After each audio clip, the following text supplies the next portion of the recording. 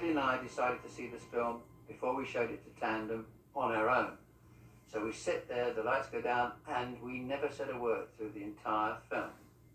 And when the lights came up, Ridley said, "I think it's marvellous, but what the fuck does it mean?"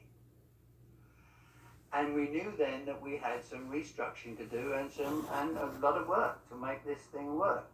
It didn't mean changing everything round, it meant getting into each of the scenes and developing them more. When the film was first screened for us at the Ladd Company, it was a very long cut. It was a very dark, story. It was impenetrable on some levels in terms of, that's why they eventually decided to add the voiceover, and there was all of that kind of controversy of how do you make this more accessible. In a rough cut, and they showed it to Hampton one day, then showed it to me the next day, so we wouldn't run into each other or anything. And Hampton was kind of horrified by the picture. I hated the assemblies. There's everything I told you guys, and you didn't have an ending. I told you. I think it was Warner Brothers over in this screen room that had this amphitheater, and we go in our room, and we start talking, and I'm furious. Set you friend. That was made me feel really bad. The screening up the valley, he had no idea what it takes to fucking kind of like that. That scared me more than anything. Somebody would say that. I think it was 4 hours long. And there was a 3-page scene I'd written that was now 14 minutes long, right? I mean, it was quite startling, but it was also magical and awesome and stunning. Finished shooting, we showed what we had, and they didn't like it, of course. And then we took it back to England, because we were going to mix the picture in England, so we did our cut back home. In the school holidays, rather than bum around the house, we'd actually go, if we could, go and work, get production experience somehow, or, in this case, go into the editing rooms with Terry Rawlings on Blade Runner. We were labeling film cans and, obviously doing all the trim bins and cataloguing of things and making tea and going and get curry for lunch, but that was a great experience just to watch to be able to go through all the footage. You're given this responsibility, and you've got a white glove on, and you're winding this stuff through, and you stop and you go, "That's interesting. What the hell's that?" And then Terry go, "Yeah, Jay, dude, come and have a look at this."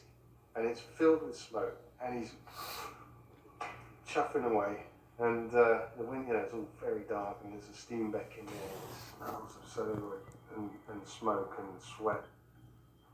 And there was all of these scene missing frames would come up, and you go, "Yeah, but what's that? What's the scene missing bit?" And but he was absolutely remarkable. You kind of go, "Oh my God, I've never seen anything like it."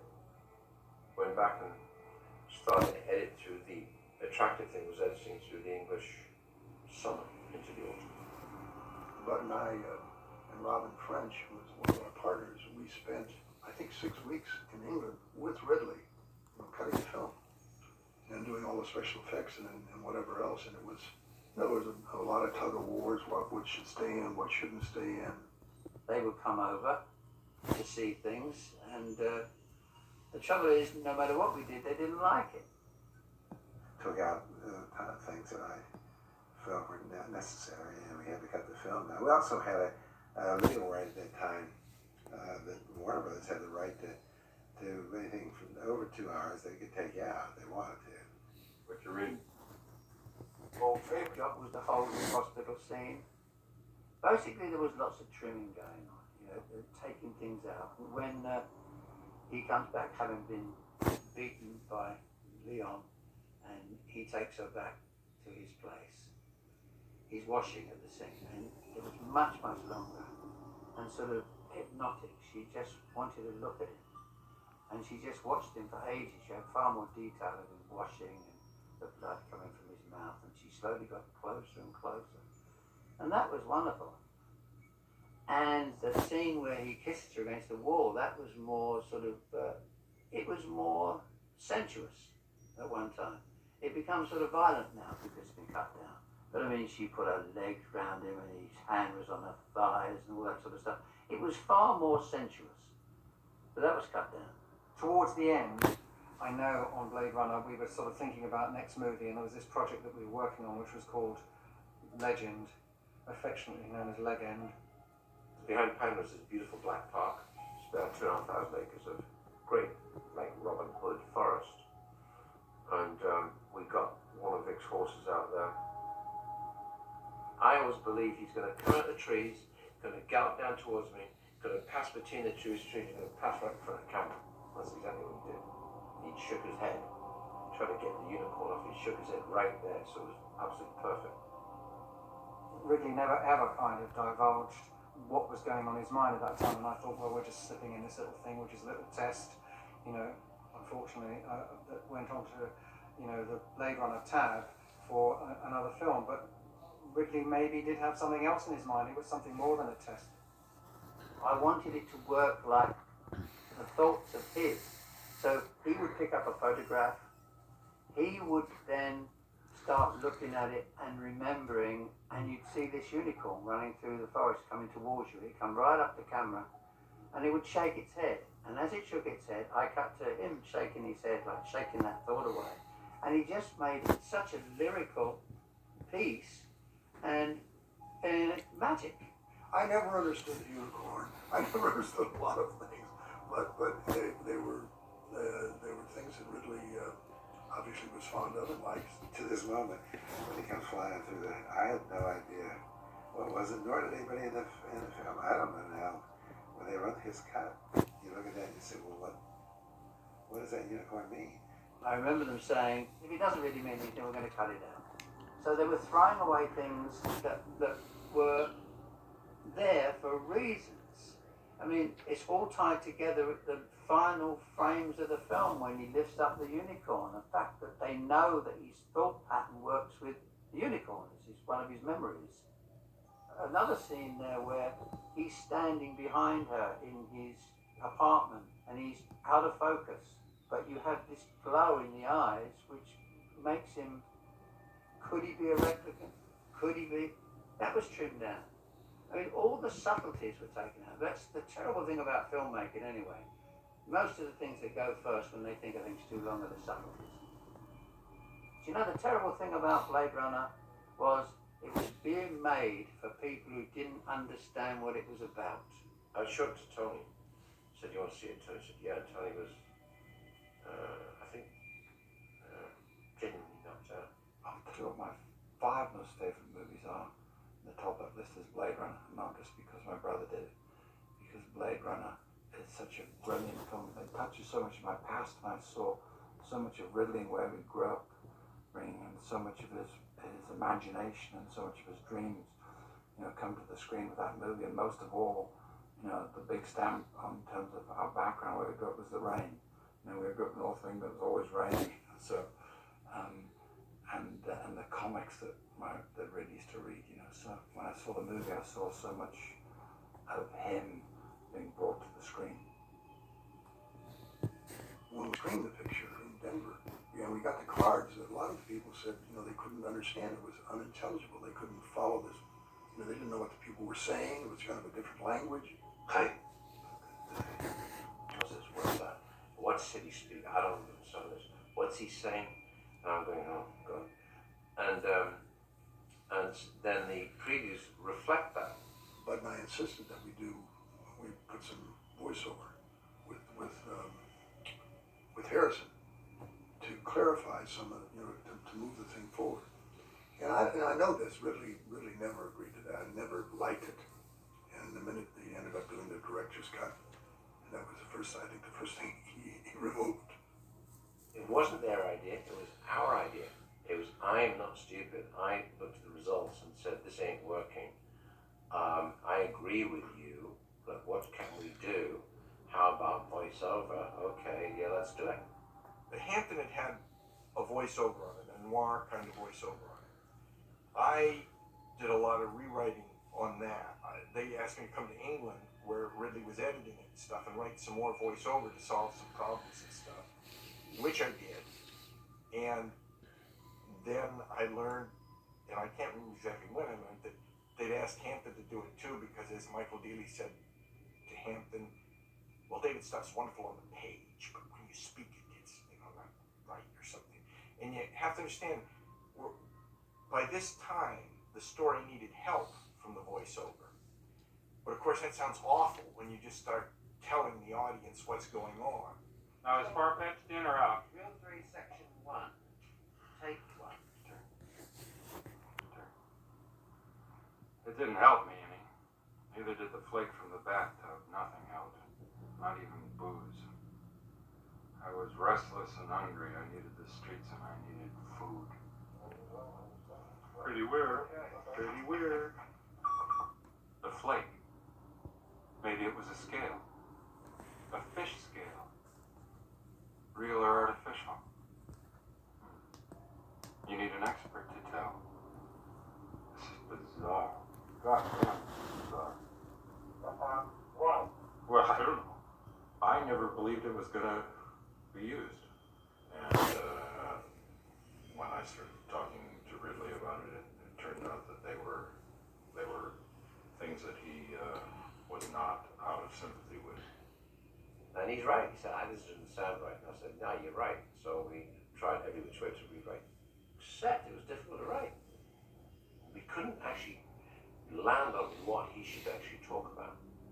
It's a romanticized view of being internalizing what's in his mind. What would he be thinking?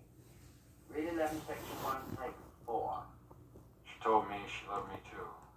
No. Wrong. She told me that it's gonna work great.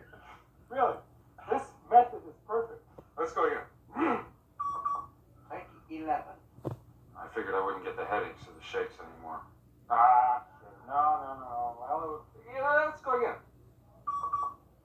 23. I told her about Batty on the roof, dying, making every second count. I'm breaking my eye here, and he's laughing. Turned out Ridley and Warner Brothers had some issues with the voiceover narration, and the final versions of the narration were done without Ridley, and I missed him. We all went to London to do the cutting, to do the post-production. And when we were away, that's when they sneaked in and did the voiceover. I was obliged by my contract to supply that voiceover narration. And on the last one, I went in to do the voiceover narration, and I was looking around for somebody. The room was there, and the mic was set up, but there was nobody around. So I went to a nearby room, and there was a guy in a little gray hobby suit with one of those twist-together belts with the little elastic around it. And he had a little pipe, I believe, and he was hammering away at a little portable typewriter. I thought, this must be a writer. So I said, hi, I'm Harrison. How you doing? And I got this. So I went away. And about 15 minutes later, he appeared. Obviously, the author of what I was to read. Tandem, Blade Runner, narration, quarter-inch roll number 3. And I thought, this guy is so far away from the process. But I mustn't fall into the trap of trying to discuss this with him. Simply do it the best you can, and go home, because I had arduously argued through other versions to try to get the best version we could of the narration, even though I didn't think it was necessary. Testing 1, 2, 3. Gaff had been there. He'd let Rachel live. He had nothing to fear from Bryant, but a lot to fear from me if he killed her. I don't like that. Let's start again. Excuse me. Yeah. Did you say that bothered you? No, but I You said that was getting in your way. no, sir, not. I'm sorry, I heard you wrong. Go ahead there. There are a lot of people that like it with the voiceover.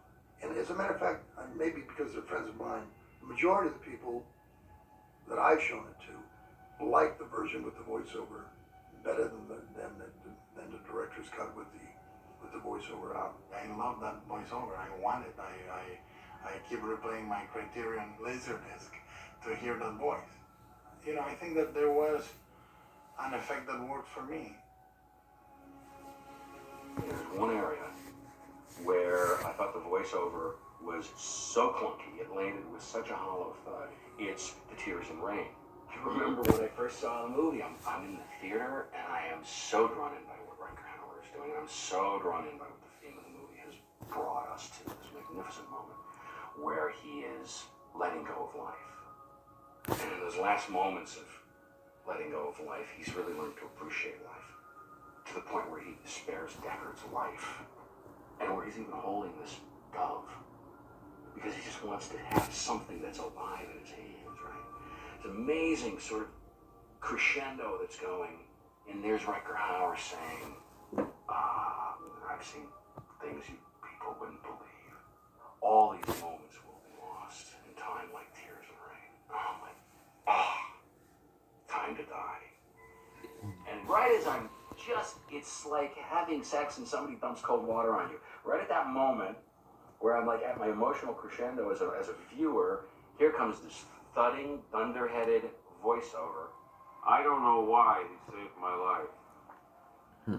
Maybe in those last moments he loved life more than he ever had before. Or maybe I guess in those last moments he appreciated life more than ever before. Like, yes, I know that. Thank you.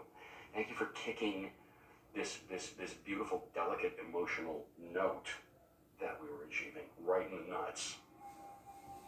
Only after that had been dissected from the film that I got any pleasure out of seeing that movie. Rolling back? Yeah. Once I knew that people were not getting with it, and I hadn't connected with the idea that maybe we were ahead of our time and all that nonsense. The fact is, if you are ahead of your time, then that's as bad as being behind the times, nearly. You've still got the same problem. And so I'm all about trying to fix the problem. So I'm always there to try and say, right, what can we do? Shit, it's not really working. I think as Jerry's team said, you know, it's that dark ending, we need a happy ending. Now there was a mandate that we needed something to lead the theater goers out with a much happier mood. So it was decided to show the two of them escaping from the city, driving through a lush wilderness and essentially going into something very nice and upbeat from a world that had been anything but. They took a very small crew and a spinner on a flatbed truck up to Big Bear Lake. The spinner was on a flatbed and they were very tightly shooting through the cockpit so that you could just see Sean Young and Harrison Ford sitting in the driver's seat, and you saw the forest of Big Bear going by as Deckard told the audience that, oh, by the way, everything we've told you over the last 2 hours isn't true. Rachel's going to live forever and we're all going to be happy. You and I love Decided to try to get some widescreen shots of really nice looking nature. I was sent to shoot it with the cameraman, so it was just him and I. And we were flying around in a helicopter for 6 days. You couldn't see anything because there's a lot of cloud and there's a lot of snow, so everything was shot was completely useless, which is why the final sequence in the opening, in the first cut of thing was outtakes from The Shining. Ridley, being a fan of Stanley Kubrick's, remembered the footage that opens The Shining.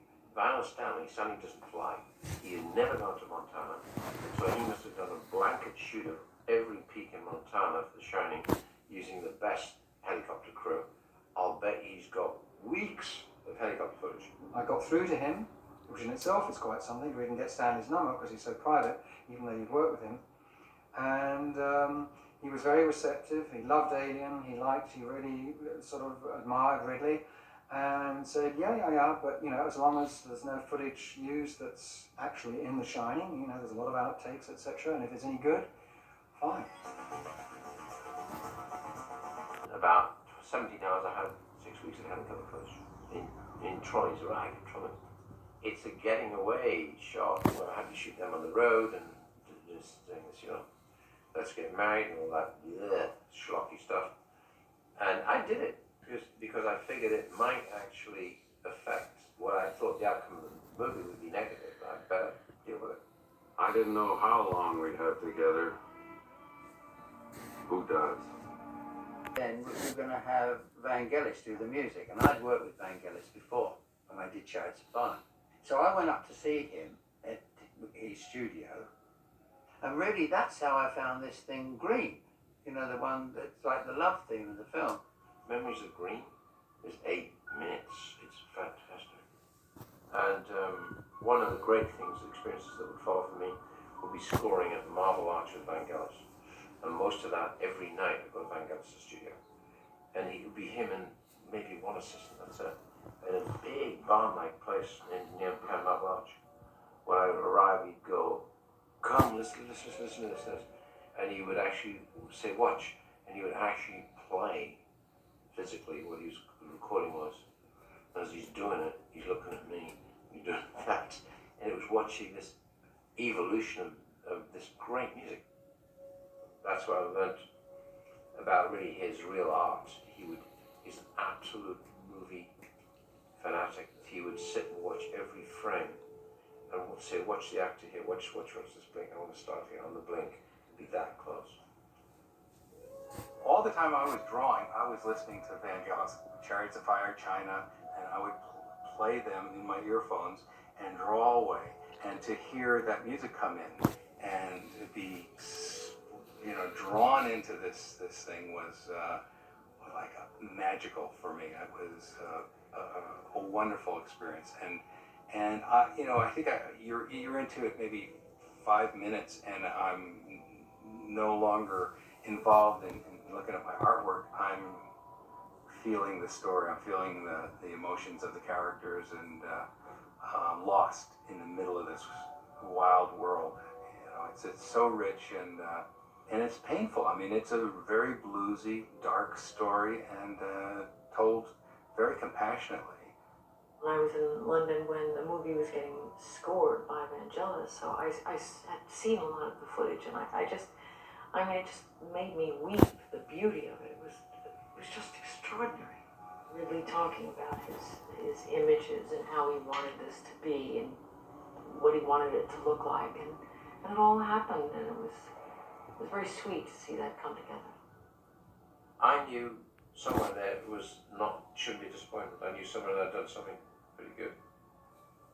It was then about, well, I've done it. I don't know what else to do. So we released it, and the rest is history.